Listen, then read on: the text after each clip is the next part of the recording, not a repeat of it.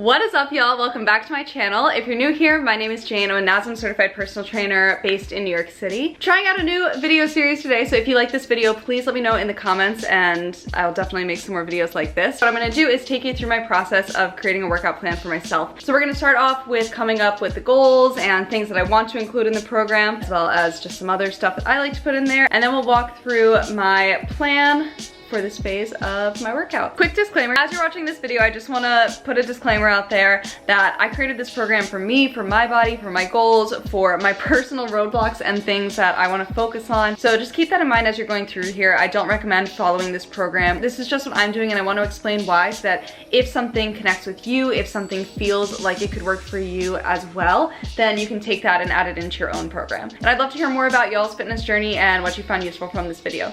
So I hope you enjoy the video. Just some things to know about me. I've been working out for a long time, so this is more of an advanced program. I have a specific goal in mind, but my goal is not until January. Basically, I'm gonna be doing this kettlebell certification in January. I wanna get a trainer 6 months out from that, but I'm like 9 months out from that right now. So what I'm gonna do is start building up my strength and my explosives, work on my kettlebell technique in preparation for getting a coach and working towards that certification in January. So this is kind of like my pre-work for the work that I'm about to do. So I went ahead and created some more general goals for the program. So big goal is to build strength and mind-muscle connection in my deadlift, as well as be more explosive and powerful, and continue working on my kettlebell technique. Next thing I did was create checkpoints for myself. So these are basically things that I really want to do to hold myself accountable throughout this program. So throughout the next, I'll probably do this for like 6 weeks. So these are some things that I want to check in on during these weeks. So one thing is a session with Wendell. Wendell is an amazing kettlebell trainer here in New York City. Definitely check him out. I'll tag his Instagram page below. But I've been taking a weekly kettlebell class with him and have absolutely loved it. So I want to continue taking his class or my friend Lexa's class weekly. She also teaches a great kettlebell class. If you're in New York City and you're looking for kettlebell basics, she teaches more like a beginner intro class, just teaching you all the basics of kettlebell technique. So I'll link that below as well. The other thing I want to do is do some check-in days with myself. I feel like oftentimes I'll go through a workout program and I don't spend a lot of time reflecting on how far I came. Like, I'm always thinking about what's next, what's next, what's next. So this time I do want to check in on certain days of the week, and like once a week just do a check-in and be like, okay, let me reflect on this past week. Let me look ahead to next week, so that I can just feel like I can feel more of the progress. Sometimes if you're always looking forward, you don't realize how far you've actually come, and it feels like the progress is like coming a lot slower than it actually is. We have some specific numbers, so these are just like more numerical goals, I guess. So I'd like to push press a 16 kilogram, which I have not done before, strict press a 14 kilogram, which I have not done before, clean a 24, and swing a 28. So basically none of these I've ever successfully done before. The form is broken or something's been off, so by the end of this program, these are some things I'd like to do. I'm really, really close to all of them. It's something I will say. I'm confidently 1 kettlebell lower on all of these, so it's just going up a size, but I feel really confident in the place I am now, so I think in the next 6 to 8 weeks I would be able to go up to these if I really train it. Let's go ahead and jump into the program. So basically the way that I broke up my week was based around this kettlebell conditioning class, because it's only once a week, so I kind of had to like use that as my base point and plan everything else around it. So Monday is a strength day. You'll see that I wrote medium next to it, because when you're training for something, and even if you just train like I would say more than 2 days a week, you're gonna wanna have high days and low days. So you wanna have like high intensity days or your heavy days, some medium days, and you also wanna have a couple of light days, especially if you're training like 4 to 5 days a week. You wanna have recovery time in there, even if that's just like active movement or mobility or something. We cannot go heavy, heavy, heavy, heavy 7 days in a row. You just can't do it. So I put everything around this kettlebell conditioning day. So that's on Tuesday. So the day before that, Monday, I have a medium strength training day. The day after, I have a medium strength training day. Thursday, I'm back to heavy, have a couple days off, and then on Sunday, I do a light day. But I keep this day really flexible. I'll kind of get to that when I get there. But Sunday's more and more a flexible day. So this is just like the time that worked out for me with the class and just with my schedule in general. Basically, just alternate between like heavy, medium days and things that you're doing. We don't want to do like too much upper body back to back. We don't want to do like too much of the same movements. So it's okay to deadlift, for example, twice in 1 week, but you would want one of those to be maybe heavier. Maybe the other one is like a single leg deadlift or just something different. Like you want to change up the variation. So day 1, Monday, we're doing an upper body push, basically because kettlebell conditioning coming up on Tuesday is very posterior dominant. So it's going to be a lot of hinge, a lot of my hamstrings, glutes, back. So I decided to do upper body push because it probably won't affect it that much. This is just like a general warm up at the top here. These are just things that I want to hit, but I don't really plan out a super specific warm up for myself because I feel like I just am a little bit different on day to day. So just whatever I'm feeling on doing that day, but these are at least 3 exercises that I really want to hit in that time. So then moving on to the actual workout. So block 1, we have a bench press 4 times. Right now I'm benching 75. This is just like my weight that I started at this week. So I did 75 pounds on a bar, or including the bar, not on a bar. That would be nuts. We're not there yet. Maybe one day, but definitely not today. 6 reps of that. I don't normally bench that much, but something I've been enjoying, so I'm adding that in to this program. So I'm going through that first block 4 times through. I didn't put rest up here, but typically about a 2, 2.5, depending on how I'm feeling. I do that in between each of these sets. Moving on to block 2, so half kneeling strict press, 6 to 8 on each side, 10 kilograms.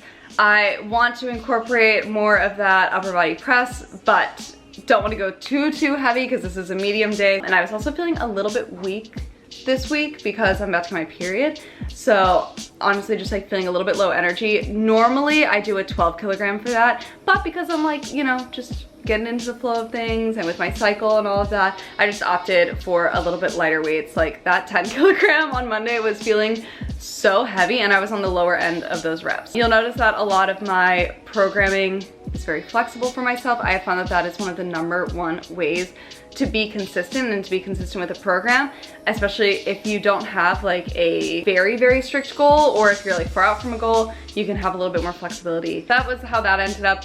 And then TRX push-ups, tempo ×5, keeping that low.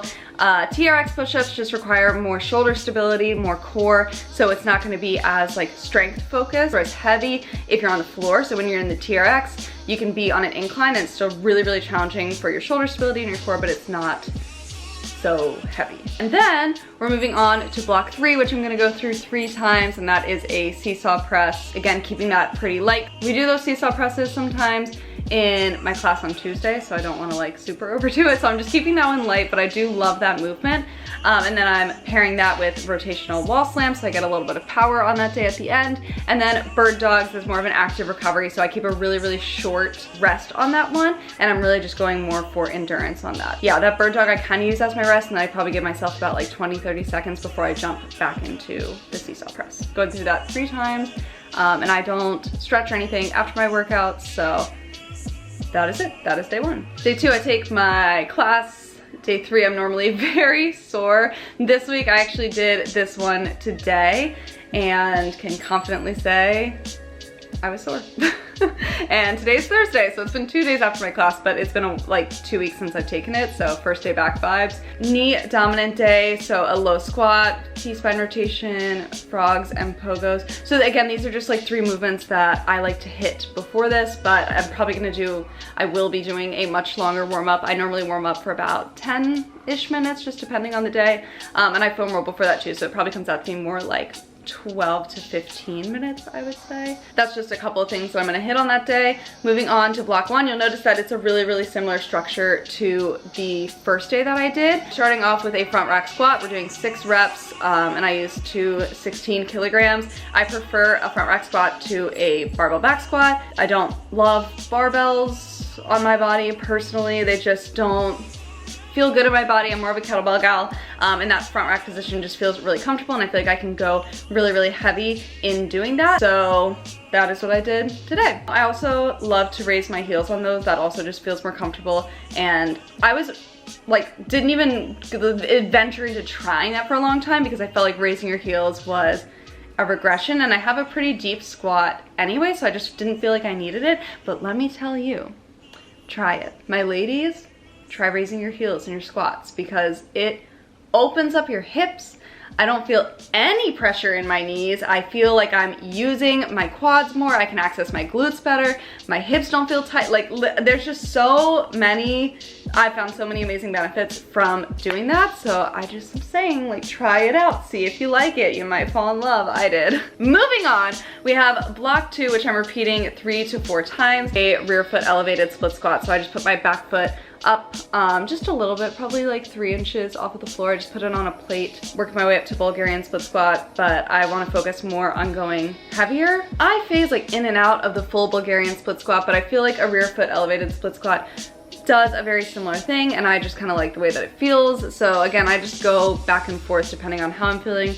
This round, I feel like I'm really feeling that rear foot elevated split squat. So I did that with 2 12s, and then lateral squats, which I'm using a little bit more as an active recovery, more for mobility and to get myself out of that forward and backwards plane. So you'll notice that there's a lot of that up and down, forward, backwards. We get a little bit out of it with that seesaw press and the rotational wall slam, but the same thing happens here where we're in a lot of that forward, backwards, up and down. So I just want to get out of that movement pattern a little bit, move my body from side to side, make sure I'm getting some rotation in. So that's why I added in those lateral squats, just to mix it up a little bit. I didn't do it with any weight today. Again, this week I was just feeling a little low energy, just not as strong as I normally do. I'm sure once I get my period, I'll get my energy back. So I did that more for like mobility and just worked on depth today. Block 3, going through this 3 times. We are starting off with step ups, and then I follow that with jump squats, weighted. I just read a study about how weighted jump squats helps people who were like vertical athletes, like think basketball players, volleyball players, helps them gain a lot of power. So I'm testing that theory for myself and working with some weighted jump squats, not too heavy. We did it with a 12 kg. Finishing that off with dead bugs. So again, similar vibes, kind of using it more as a rest. I'm not like adding any weight to it. I'm not making them more intense. I'm keeping the numbers really low at 8. So I'm really just working more on connecting my upper and lower body through my core. Dead bug is a great core exercise. It's absolutely one of my favorites. Moving on to day 3. Again, similar vibes. This is just how I've decided to program for this round. So starting off with just a couple of warm-ups that I'm gonna hit, but I will definitely be doing more than that because today is my heavy deadlift day, which I have not gone through. As you can see, we left off at 155 pounds, where I was the last time. This week's probably gonna be a little bit lower, and that's okay because we have ups and downs. And I'm a big fan of training alongside my period, so I kind of, you know, just let my period guide what my workouts are gonna look like that week, because some weeks are just gonna be, you know, some weeks it's just not gonna happen. We're starting off with deadlifts, keeping that number around 6, going through that 4 times total. I like using a trap bar. It just feels better in my body. Block 2, going through that 3 to 4 times, starting off with a row. I gave myself some flexibility here, like either a bench row or a TRX row, because sometimes just the gym is really busy and I just can't find there's either not a free bench or there's not a free TRX because there's only like 2 TRXs. I don't know, so I'm just trying to give myself some options, but as long as I'm hitting the movement pattern, it doesn't really matter that much. Following that with farmer's carries, which I hate. I hate so much. But when I start to swing really heavy, my glutes and my hamstrings can keep up with it, but my forearms like are on fire. Like I cannot hold the kettlebell, so I'm really working on increasing my grip endurance and my grip strength, and so heavy farmer's carries it is. Following that up with swings, so I'm doing a 15 swing EMOM, 5 minutes, every minute on the minute, keeping that swing number really high, again, to work on my forearm endurance and strength, but the kettlebell number is really low, so we're keeping that at around a 16 kilograms. Very manageable for a 2-handed swing for me. I do want to just note here, because a lot of times I see programs, or like even when I was like not a trainer and I was just kind of like writing workouts for myself, I'd put in so many exercises, it'd be so much stuff. I feel like this pull day is a really great example of how you don't need a lot of exercises to get a really good workout. This is literally 4 exercises. This is gonna be absolutely plenty to hit all the things that I need to hit on that day. Last day, Sunday, and the reason I say flexible programming is because a lot of the times whatever we worked on in class on Tuesday, if I didn't feel confident in something or I didn't feel comfortable, I felt like I could have done it better, I'll kind of like do some research, or I'll talk to my teacher after class and just get some tips, work through it a little bit, and then I'll work on that again on Sunday. So like to give myself a little bit of flexibility. I just reminding myself like I can go off of this program if I need to. Some things that I want to hit: floor slides, arm bar, Turkish get up with a yoga block, just to mark all of that. I really still want to work on my pull-ups, and there's just not room for it on other days in the week, so Sundays it is. That is the only thing that I want to be really strict about on Sundays, is working on my pull-ups. Harley's gonna come say hi. So pull-ups is something that I do want to be stricter about on this day, but everything else has a lot of flexibility. Block 2, going through this 3 times, Turkish get up, 3 on each side, 12 kilograms. This is nuts. My shoulder burns so much. Single leg, deadlift, and twist, doing 4 of these on each side. This is really based more, or I'm focusing more on mobility, on balance, on core, on using opposite sides of my body and separating out my T-spine from my lumbar spine. So that is why that's in there. Just a little bit of recovery after that Turkish get up. Moving on to block 3, we're gonna do cleans 3 on each side. So I haven't gone through this day on its feet yet, and that's why a lot of these are missing numbers, but that's gonna be a heavy clean, and that's why those numbers are so low. Followed by a single arm swing. We're doing 8 on each side. I met with one of my friends a few months ago to talk about my snatch. She just like looked at it and gave me some pointers. This is Lexa. So again, my friend who does the class on I think it's on Tuesdays too. I had her look at my snatches, and she gave me the suggestion of working more on single arm swings, on heavy single arm swings. So that's what I'm working on here, just trying to improve my power in my snatch. And then doing pull throughs, which is just for mobility, a little bit of core, more of like an active rest, because I want to keep my heart rate up in all of these as I'm building power and endurance. Finishing off the day with some mobility. I tend to have tighter hips, so we're working on that. This is another time where I have some flexibility, so like these are the 3 that I'm suggesting to myself, but if I'm feeling like, you know, this week I actually have like my shoulders are feeling a little tighter, whatever it is, then I would just replace it, you know, and do whatever I feel like I needed on that week. That is the program. That's my starting point. This is week 1. Things will develop as I go along, so if you're interested in seeing, you know, the progress from this program or how the program changes, be sure to subscribe so you can follow along on the weekly vlogs and watch the whole journey. So I hope you guys did enjoy this video. If you like these kinds of videos, please let me know in the comments, and I would be happy to make more. Again, this is more just so you guys can get a better idea of what goes into a program and why things go into a program. I never recommend following this program. Like, this program was built for me and my body and things that I'm targeting. Take the things that I'm saying and kind of like pick and choose from it. So if something sounds like, oh, I could totally use that in my program and all these things, you know, take that, run with it. But I would not suggest like following this program word for word, because again, like, this program was built for me and my body and my goals. If you guys liked this video, be sure to give it a thumbs up. Don't forget to subscribe so you can see me and Harley in action. And I will see you guys in my next video.